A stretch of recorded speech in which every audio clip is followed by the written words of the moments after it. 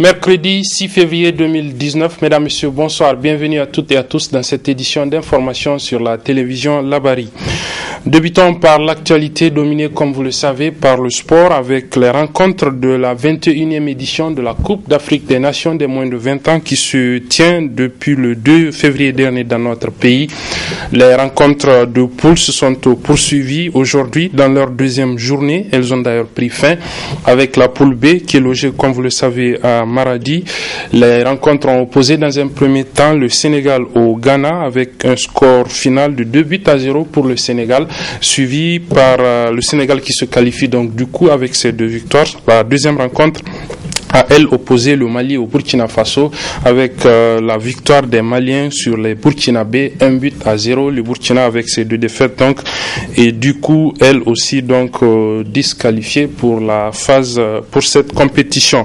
Les rencontres de la poule B logées ici à Niamey, elles se sont déroulées hier ici à Niamey donc avec d'abord dans un premier temps le Nigeria qui était face à l'Afrique du Sud avec un score final de 0 but partout, un match nul donc match nul également entre le Niger qui était face au Burundi avec le score de 3 buts partout. Le résumé de cette rencontre avec nos reporters Chebou Guisso et Abdelrazak Hamidou. 3 buts partout. C'est le score du deuxième match du MENA dans sa CAN des moins de 20 ans contre le Burundi. Pourtant, rien ne laissait présager un tel score, tellement le Niger avait la même mise sur le match. Après avoir mené 2-0, puis 2-1 et même 3-1, les Boulins de Soumaïla Temogo se font finalement rattraper, ce qui leur complique la tâche dans la suite de la compétition. Les 3-1 se font remonter, je ne pense pas qu'on ait grand chose à dire. Nous avons eu beaucoup d'horreurs qui nous ont valu 2 buts qui ont amené l'adversaire à égaliser. Je sais que nous avons fait des changements au moment opportun, des hommes qu'il fallait, à la place qu'il fallait. Donc il y a eu un manque de concentration à un moment qui nous a fallu 2 buts, mais je ne pense pas que le choix a été... je ne pense pas de quel choix vous parlez, le choix tactique. Non, c'est avec cette même tactique que nous avons pu scorer 3 fois. 4 équipes dans la même poule. Je crois que d'abord c'est une poule pas facile, mais il reste encore un match à jouer pour chacun. Je crois que ces derniers matchs à jouer iront beaucoup dans la compétition. Les supporters ne comprennent pas et ils ne sont pas les seuls. On est découragé quoi. Vraiment j'étais déçu quoi. Du coup je ne sais pas si c'est les coachs ou bien c'est les joueurs quoi. Puisque vraiment ça... Je ne sais pas quoi de quoi. Du coup je ne pense pas à ce que vous allez jouer, à ce que vous allez gagner l'équipe jusqu'à 3-1. Et puis vous allez vous laisser jusqu'à ce qu'ils vont égaliser. Moi vraiment je ne sais même pas quoi de quoi. Vraiment j'étais déçu. Alors qu'est-ce que vous comptez qu'il fasse prochainement? Bon maintenant moi c'est que l'appel que moi je vais lancer quoi aux supporters et aussi les joueurs, y compris les coachs encore. Vraiment ils devraient changer leur entraînement ou je ne sais pas, leur stratégie de jeu. Puisque tout d'abord, c'est-à-dire qu'ils n'ont pas eu de bons entraîneurs pour jouer pour le jeu. Le Niger jouera son 3e match contre le Nigeria le vendredi 8 février au stade général Seyni Kounché à 16h30.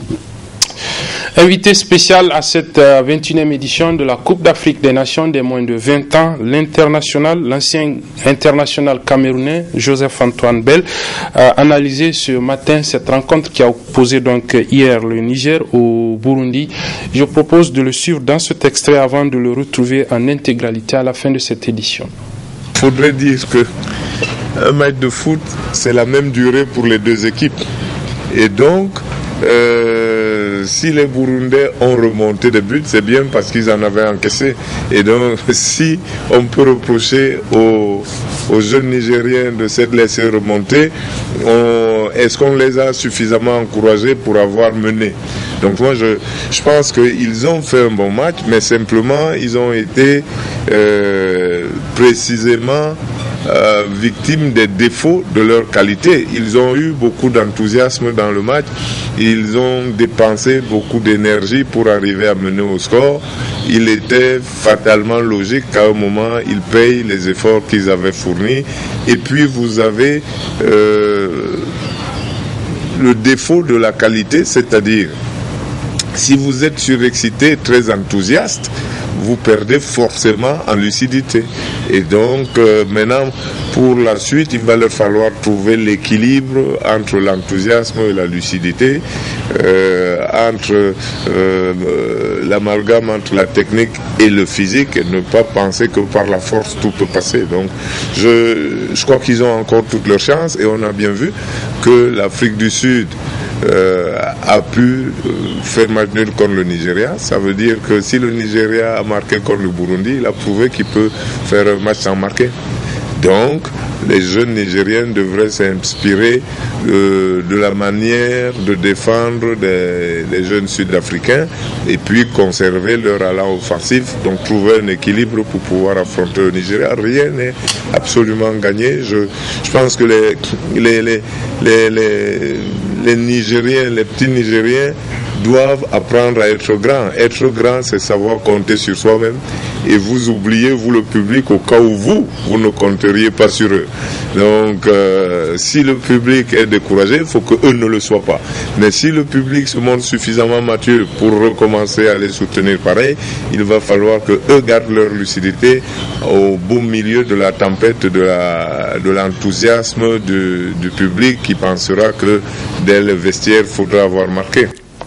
Voilà, vous suivrez donc l'intégralité de l'entretien qu'a accordé Joseph-Antoine Bell à la presse sportive nigérienne à la fin de cette édition. Et pour être un peu plus complet sur cette CAN des moins de 20 ans qui se joue ici au Niger, voici donc le tableau de la troisième et dernière journée de compétition. Elle va donc opposer pour la poule A ici à Niamey.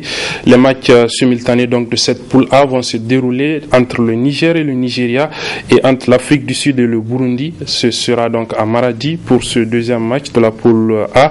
La poule B, elle, les matchs de la troisième et dernière journée de compétition vont se dérouler la journée d'après, c'est-à-dire le samedi, et elles vont opposer le Mali au Ghana ici à Niamey, et le Burkina Faso, déjà éliminé face au Sénégal, qualifié donc avec ces 2 victoires. Ce serait donc à Maradi. Une journée de formation sur la prise en charge de l'hémophilie, une maladie qui se caractérise par une anomalie du processus de la coagulation du sang, se tient depuis ce matin au niveau du centre hospitalier universitaire de Niamey, le CHU. La journée est organisée par l'association nigérienne des pédiatres et l'association donc nigérienne de l'hémophilie. Et je propose de suivre le résumé de la cérémonie d'ouverture de cette journée de formation avec nos reporters Sadou Doumi et Mariama Christine Barmou. Prendre en charge les malades atteints de l'hémophilie, c'est l'objectif de cette journée de formation initiée par l'association nigérienne de pédiatrie ASNIPED en collaboration avec l'association nigérienne de l'hémophilie ANH. Une manière pour ces 2 associations d'aider les malades démunis concernés par cette maladie. La rencontre d'aujourd'hui, c'est d'accorder une formation sur la prise en charge de l'hémophilie à 60 participants composés de médecins et d'infirmiers. Alors pourquoi ceci? Parce que c'est une maladie qui s'appelle hémophilie et qui est liée à la non-coagulation du sang. Vous savez, le sang a un certain nombre de composants, et il y a un composant parmi ceux-là qui s'appelle facteur 8 ou facteur 9. Alors ce sont ces composants-là qui interviennent pour permettre, en cas de blessure, que le sang puisse se coaguler et arrêter l'hémorragie. Alors, tous ceux qui sont concernés par l'hémophilie manquent ce facteur-là, de sorte que, à partir d'une petite blessure, le sang continue à couler, au point où, s'il n'y a pas eu d'intervention à temps, l'individu risquerait de perdre sa vie. C'est d'abord un peu former, comme on dit, en fait, surtout les cliniciens en matière, n'est-ce pas, d'hémophilie. Et surtout, en fait, que les gens prennent conscience, n'est-ce pas, du fait que c'est une maladie qui existe bien avant, en fait, bien évidemment. Ça existe, donc, pour pouvoir, n'est-ce pas, diagnostiquer, il faut qu'on ait, comme on dit, en fait, les BABA en matière, n'est-ce pas, d'hémophilie. Et tout le monde sait, n'est-ce pas, qu'on parle, n'est-ce pas, d'hémophilie, ou en fait, tout ce qui est, n'est-ce pas, maladie de la crasse sanguine.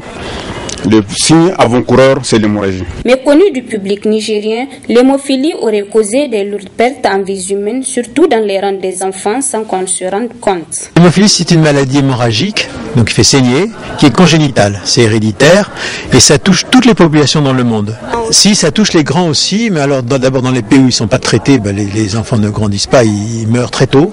Et puis la pédiatrie, parce que c'est le moment où on peut faire quelque chose. Si on traite les enfants très tôt, eh bien ça devient des adultes normaux, qui auront une scolarité normale, qui auront une vie professionnelle normale. Si on les traite pas, ça sera des grands handicapés qui seront à la charge de la société.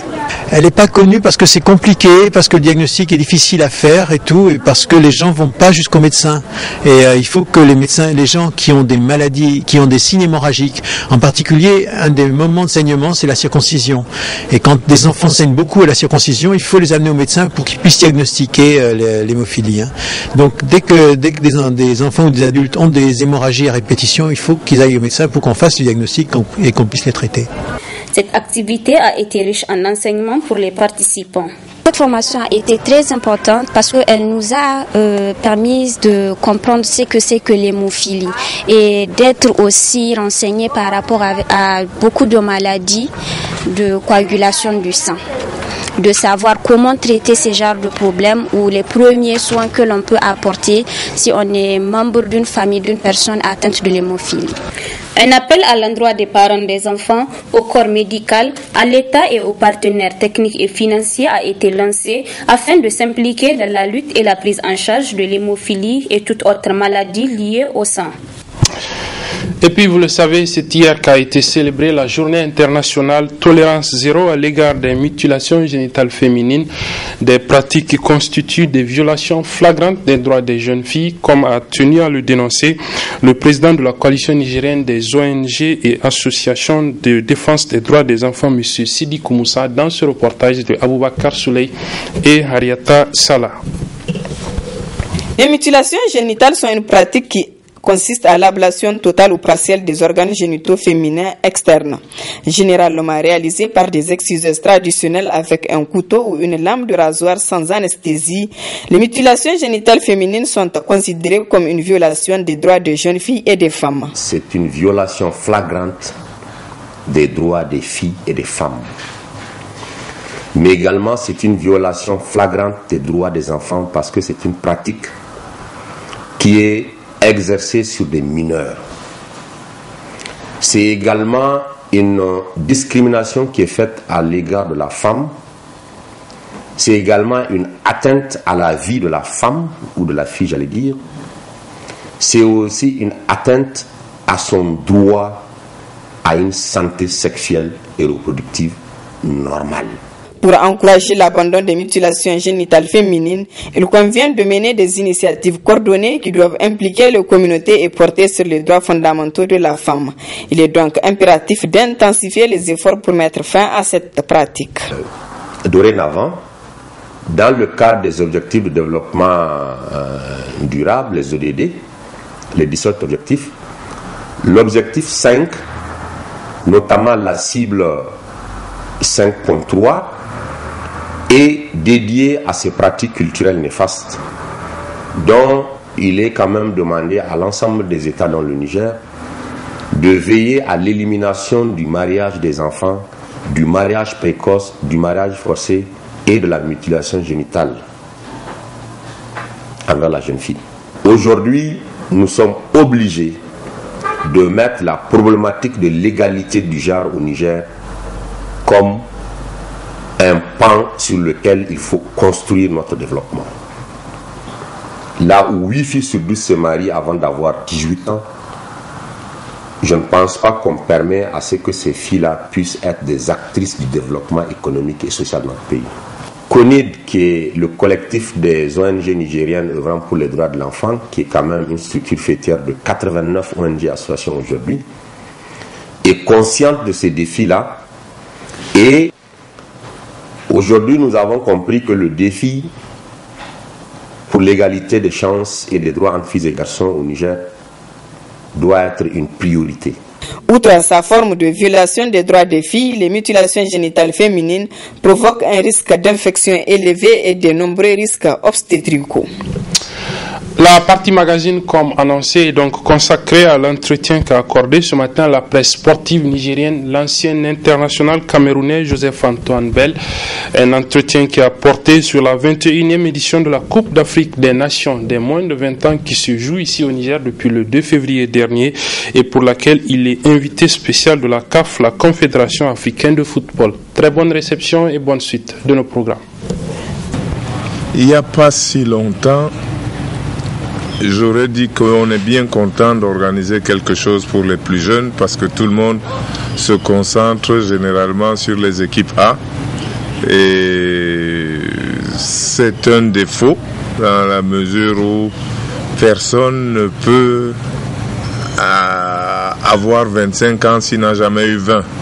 Donc il est très important de pouvoir s'occuper des plus jeunes et de la manière dont on s'occupe des plus jeunes, c'est de cette manière-là qu'on pourra voir chez les grands de quoi ils sont capables. Donc je crois qu'avant tout, il faut féliciter tous les pays qui ont engagé des équipes et surtout qui s'en occupent réellement. Et je crois qu'aujourd'hui, le progrès que nous avons à faire tous, c'est que dans tous les pays, qu'on puisse s'occuper de toutes les tranches d'âge avec sérieux, en sachant très bien que ce qu'on fait dans les tranches les plus jeunes produira forcément des résultats et améliorera la qualité de nos équipes A.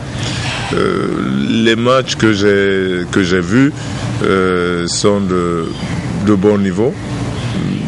Surtout, je crois qu'il y a un progrès notable qu'on peut voir, c'est celui du rythme.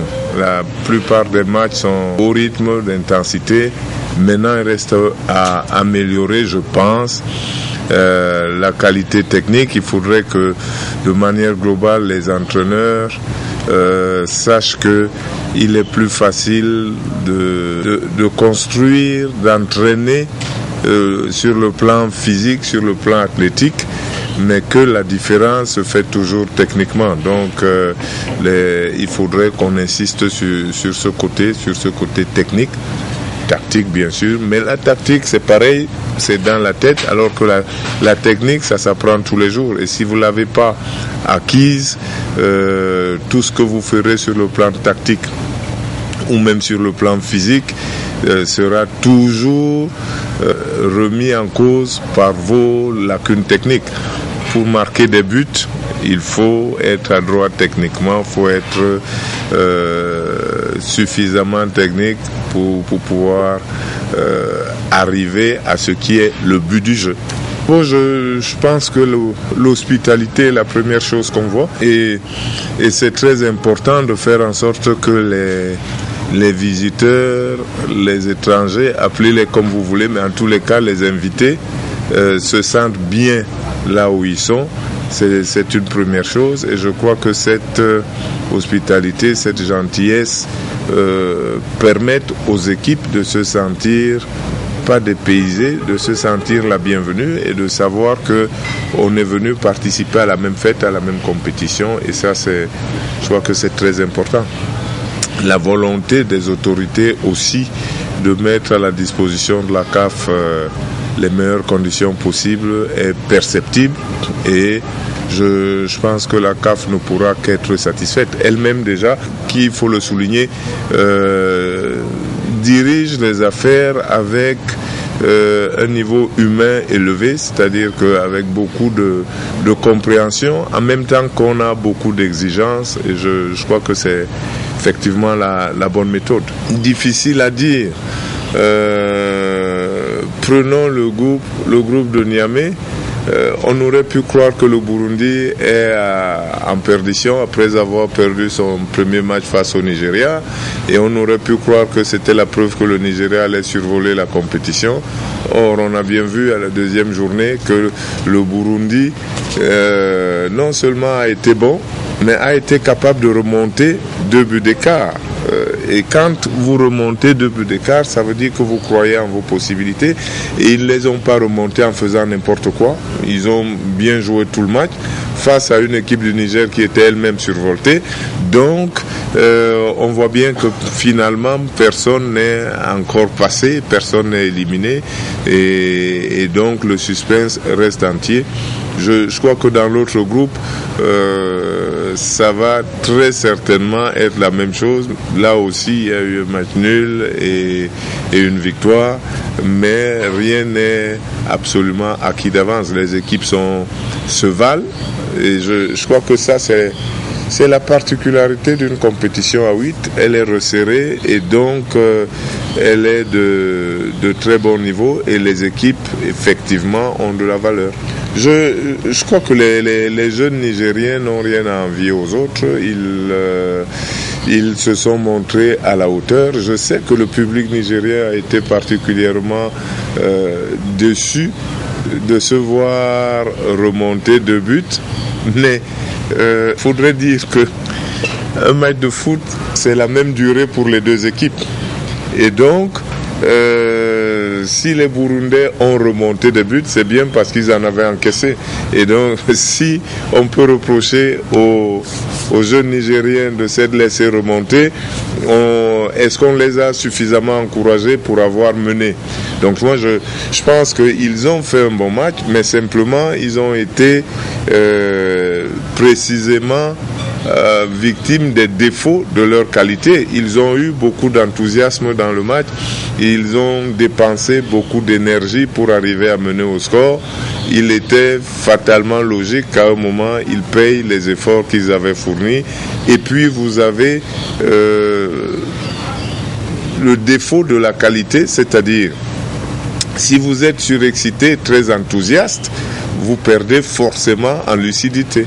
Et donc, maintenant, pour la suite, il va leur falloir trouver l'équilibre entre l'enthousiasme et la lucidité, entre l'amalgame entre la technique et le physique, et ne pas penser que par la force, tout peut passer. Donc, je crois qu'ils ont encore toutes leurs chances, et on a bien vu que l'Afrique du Sud a pu faire match nul contre le Nigeria. Ça veut dire que si le Nigeria a marqué contre le Burundi, il a prouvé qu'il peut faire un match sans marquer. Donc, les jeunes Nigériens devraient s'inspirer de la manière de défendre des jeunes Sud-Africains et puis conserver leur allant offensif, donc trouver un équilibre pour pouvoir affronter le Nigeria. Rien n'est absolument gagné. Je pense que les Nigériens, les petits Nigériens, doivent apprendre à être grands. Être grand, c'est savoir compter sur soi-même. Et vous oubliez, vous le public, au cas où vous ne compteriez pas sur eux. Donc, si le public est découragé, il faut que eux ne le soient pas. Mais si le public se montre suffisamment mature pour recommencer à les soutenir pareil, il va falloir que eux gardent leur lucidité au beau milieu de la tempête de l'enthousiasme du public qui pensera que dès le vestiaire, il faudra avoir marqué. Je pense que l'équipe du Sénégal qui a gagné face au Mali m'a paru assez mûre. L'équipe du Nigeria aussi, mais les 2 équipes me semblent avoir précisément les défauts de cette qualité-là.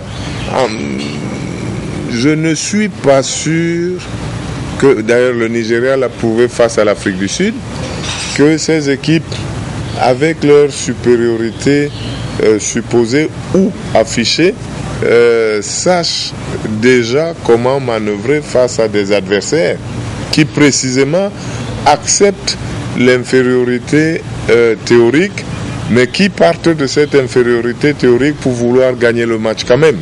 Parce que de dire qu'une équipe vous est supérieure ne veut pas dire qu'elle va gagner le match. Vous pouvez toujours construire une stratégie pour arriver à faire David face à Goliath. Donc, et ça veut dire que l'avantage, comme les 2 équipes que je viens de citer, ne confère pas forcément un avantage au résultat. Un défaut récurrent en Afrique est celui de l'absence de conjugaison de nos efforts avec le temps. Donc je crois donc que ce qui se passe avec le football nigérien, comme avec certains autres footballs en Afrique, doit forcément tenir compte du temps. Donc quand on a des projets comme la Fédération nigérienne de foot, d'abord on doit toujours se souvenir d'où on vient et ne pas se précipiter. Et je crois donc que le centre technique est là pour prouver. Si vous construisez un centre technique aujourd'hui, ce n'est pas demain que l'équipe nationale va forcément gagner un titre. Donc il faut du temps, puisque le centre technique doit être exploité, puisque le centre technique doit amener à la formation des joueurs, et vous pourrez attendre longtemps. Peut-être même que les victoires viendront quand Pelé ne sera plus aux affaires. Maintenant, c'est l'honnêteté de ceux qui seront là pour reconnaître d'où partent leurs victoires. Donc ce qui amène certains à ne pas construire, c'est précisément parce qu'ils pensent qu'ils risquent, eux, de ne pas tirer les bénéfices et de ne pas voir les fruits de leur travail. Alors on pose des actions à très court terme qui sont finalement vouées à l'échec. La conception d'un centre technique comme celui-là montre forcément qu'on a des idées et qu'on a l'intention de composer avec le temps. Et moi, j'encourage effectivement que le Niger en général et que Pelé en particulier sache très bien continuer dans ce sens où on s'investit. On peut être déçu aujourd'hui, mais on est en train de planter les graines du succès de demain. Et de toute façon, on travaille pour son pays. Si demain les gens ne vous reconnaissent rien, c'est pas grave, vous aurez quand même fait quelque chose pour votre pays. Et je crois que le centre technique est vraiment une illustration du travail à long terme qu'on doit faire et de l'exigence qu'on doit avoir tout le temps. Et de ce que j'ai vu, effectivement, cette exigence, elle est là, et je sais depuis longtemps que ce n'est pas facile en Afrique en général, mais ce n'est pas facile au Niger, et que Pelé et son équipe ont vraiment besoin d'engagement total. C'est cet engagement qui les amène. Vous ne pouvez pas faire du foot pratiquement dans le monde entier, mais en Afrique c'est encore plus vrai. Vous ne pouvez pas faire du foot en étant déconnecté des autorités politiques. Les moyens vous viennent de là-bas. Votre philosophie doit être appuyée par les autorités politiques. Et je pense donc que, voyant que la CAN des moins de 20 s'organise ici, ça veut dire que l'autorité politique du Niger a bien perçu qu'il y avait un coup de pouce à donner à la jeunesse, qu'il y avait des efforts à faire en direction de la jeunesse. Et n'oublions pas, au-delà de tout, que s'occuper de foot dans une fédération ou même dans un ministère ne relève pas du professionnalisme étriqué, c'est-à-dire c'est pas le football professionnel. Il s'agit de s'occuper de la jeunesse du pays, et plus vous avez des jeunes qui jouent, plus ils sont épanouis. Quelques-uns arriveront au sommet et pourront devenir des footballeurs exceptionnels, mais au départ, vous ne cherchez pas les footballeurs exceptionnels, vous cherchez à vous occuper des jeunes Nigériens qui ont envie de s'exprimer à travers le football. Et c'est ce que peut signifier un centre technique comme celui-là qui verra passer des générations et des générations de jeunes gens. Je pense qu'on doit s'astreindre à utiliser le vocabulaire juste. La CAN n'a pas été retirée au Cameroun, la CAN du Cameroun a été simplement reportée. Donc les Camerounais doivent être les premiers à bien comprendre ce que la CAF leur a proposé. Oui, il y a eu des pays à qui on a retiré des compétitions. Elles n'ont pas été remplacées. On leur a retiré l'organisation de la compétition. Dans le cas du Cameroun, on a simplement renvoyé à plus tard, c'est-à-dire à 2021, l'organisation de la CAN. Si le Cameroun maintient son rythme et sa volonté telle que je les ai vus jusque-là, on aura en 2021 une très très très belle CAN au Cameroun, et il valait mieux pour le Cameroun avec les investissements consentis, organiser une très belle CAN en 2021, plutôt qu'absolument vouloir le faire en 2019 et que ce soit quelque chose de bancal. Et moi, je pense que c'est tout à l'honneur de la CAF d'avoir été compréhensif d'un côté, mais et exigeant de l'autre, en disant voici le cahier des charges, voici le minimum qu'on peut accepter, on ne transigera pas, on a donné le temps, puis un jour on constate qu'on ne peut pas y arriver, on change son fusil d'épaule, sans frustrer totalement les Camerounais qui font des investissements. Je parlais des États tout à l'heure, vous ne pouvez pas organiser le football sans les États, et donc il faut respecter les États et il faut les considérer comme des partenaires et pas des vaches à lait, des partenaires, donc il faut leur donner aussi satisfaction et il faut de la compréhension.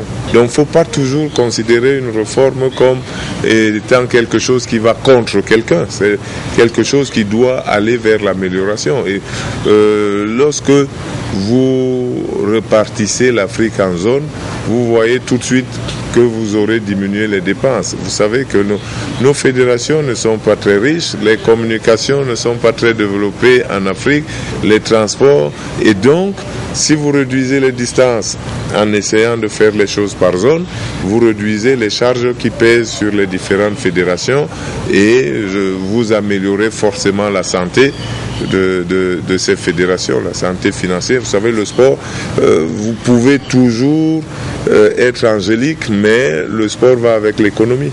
La CAF a beaucoup parlé des petits. Et vous, les journalistes, on vous a entendu dire que vous êtes fatigués d'avoir Ronaldo et Messi qui gagnent le Ballon d'Or, alors qu'il s'agit d'excellence. Donc, mais vous voulez simplement le renouvellement. Donc, si vous voulez toujours avoir les mêmes, vous pouvez continuer à faire la même chose. Mais le problème n'est pas là. Le problème, c'est que lorsque vous faites en zone, chaque zone fait la promotion de tout le monde. Tout le monde joue et donc en football, vous ne pouvez pas vous améliorer sans jouer. Moi, j'ai joué au foot à l'époque où précisément songeant à l'économie, mais en faisant quelque chose de global, on passait de tour en tour. C'est-à-dire que vous jouez un match, celui qui perd est éliminé. Si vous êtes éliminé, la Coupe du Monde, c'est tous les 4 ans. Vous avez joué un match, vous avez été éliminé, vous allez attendre 4 ans pour rejouer le prochain match. Or, depuis qu'on a commencé à faire par groupe, toutes les équipes qui participent sont assurées de jouer un grand nombre de matchs. Quand vous êtes 6 dans un groupe, ça veut dire que vous jouerez 10 matchs dans la saison, du moins pour les éliminatoires, ce qui vous amène à faire un grand nombre de matchs. Et aujourd'hui, le résultat est que le Niger peut rivaliser, que la Mauritanie peut se qualifier, que Madagascar peut se qualifier. Autrefois, c'était des nations qui jouaient un seul tour, c'est-à-dire un match aller-retour, étaient éliminés tout de suite par quelqu'un de plus fort et les joueurs ne voyaient plus une compétition pendant des années.